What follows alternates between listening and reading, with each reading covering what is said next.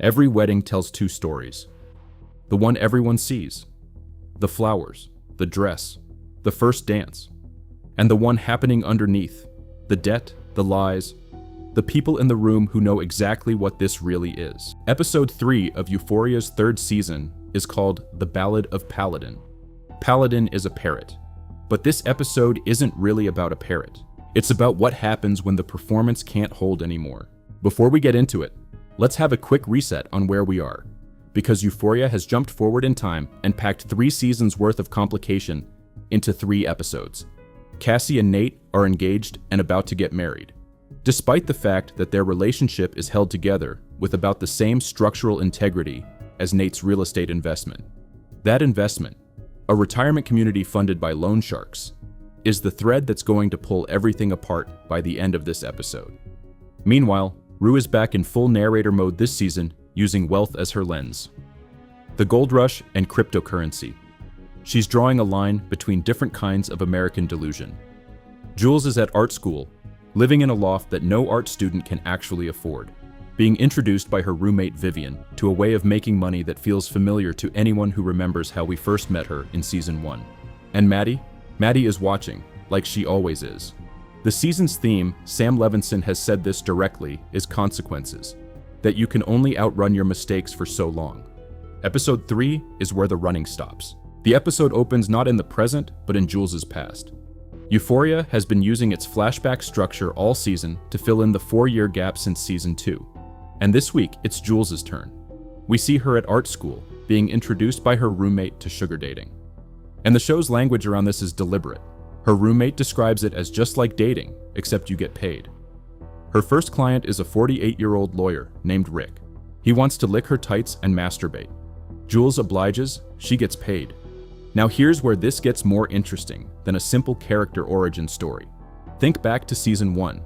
Jules's first significant scene is a hotel room with Cal Jacobs, where she's presenting herself as older than she is and trading sex for what exactly? Connection? Validation? Money? All 3? Euphoria never made it clean.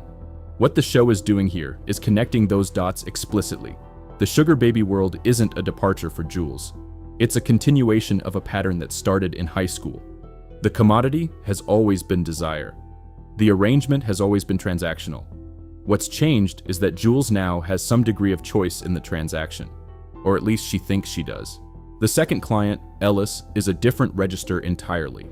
He mentions on their first date that his wife is aware of his extramarital activities.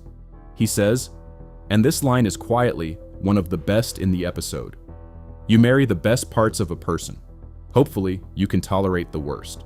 Sit with that line, because it does double and triple duty later. When Ellis wraps Jules in cling film at the end of their date, the show shifts genre entirely for a few seconds. The shots go psychosexual thriller, Levinson reaching for Dexter, for pushing daisies, for the particular dread of a situation that looks controlled until it suddenly isn't. The Jules flashback this episode isn't titillation. It's a structural argument that the life she's living in the present is built on the same foundation as everything that came before it. The grass is greener, right up until you realize what's underneath.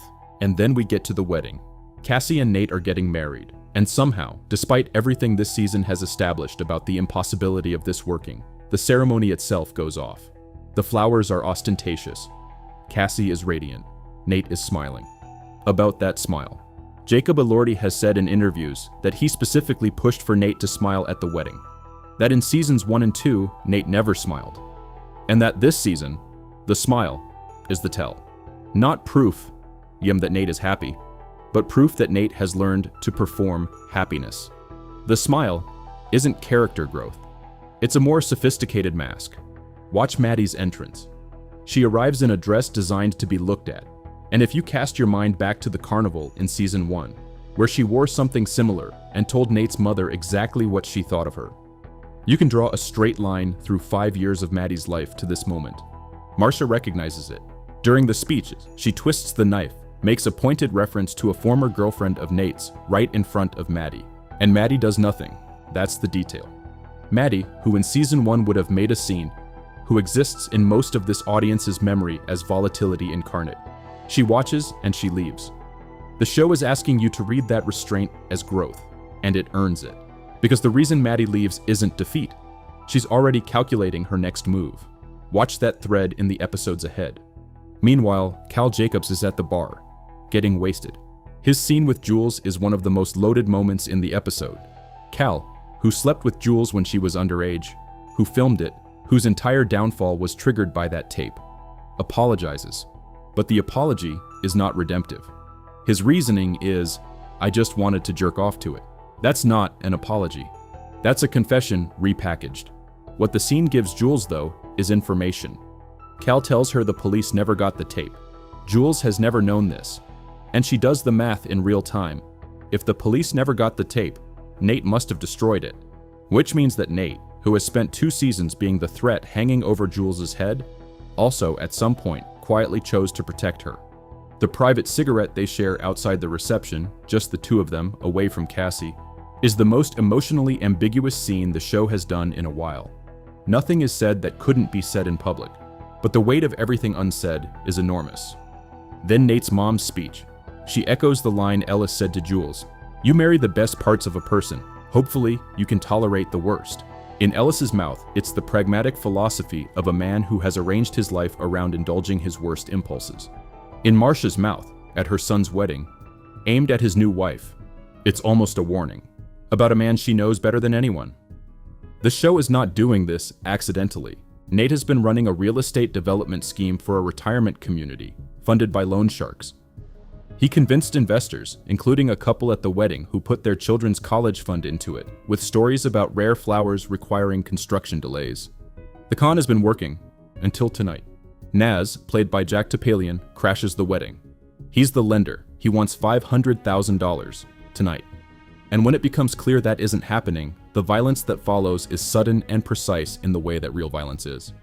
It doesn't look like movie violence. It looks like consequence. Nate loses a toe. His little toe cut off at his own wedding reception. Sam Levinson said post-episode that this moment is the literal articulation of what this season is about. You can only outrun your mistakes for so long. Nate Jacobs has been running since the pilot. The bill has come due in the most viscerally literal way the show could construct. Cassie's line during all of this, when Lexi asks if she's okay, is the episode's most precise piece of writing. Of course, it's my wedding day. What a weird question to ask on the best day of my life. She's crying when she says it. Rue's storyline this episode is quieter, but threading something that's going to matter. She gets a call from Bishop. She has to do a pickup from Lori's compound for Alamo Brown, which means she has to leave Jules alone at the wedding she just brought her to. On the drive over, Fez calls from prison. It's a one-sided call. We only hear Rue's side. He jokes about escaping with parkour. There's warmth in it that this season hasn't given us much of, and it's brief precisely because that's what Fez's presence has become. Brief, warm, and constrained. The episode title comes from Rue's suggestion, in response to the ongoing feud between Lori and Alamo Brown, who have been exchanging pigs as threats that they kill Paladin. Lori's parrot, it does not seem like a plan that ends well. Lori gets the episode's thesis statement casually, almost as a joke. The grass is always greener over the septic tank. It's from a 1976 Irma Bombeck book about the dark side of suburban life. In this episode, playing out alongside a wedding collapsing in slow motion, it lands differently. The Ballad of Paladin is an episode about the gap between the life you perform and the one you're actually living. Jules performing freedom while repeating old patterns. Cassie performing happiness through tears. Nate performing confidence while he's losing a toe on his wedding night. Maddie performing indifference while she calculates her next move. Cal performing remorse while describing why he filmed a teenager. And Rue, narrating all of it from above like a Greek chorus, describing the American delusion of wealth in terms that apply to every single person at that wedding. The grass is always greener over the septic tank. That's the Ballad of Paladin. If you caught something we didn't cover, drop it in the comments below and stay tuned for more new videos every week. Subscribe.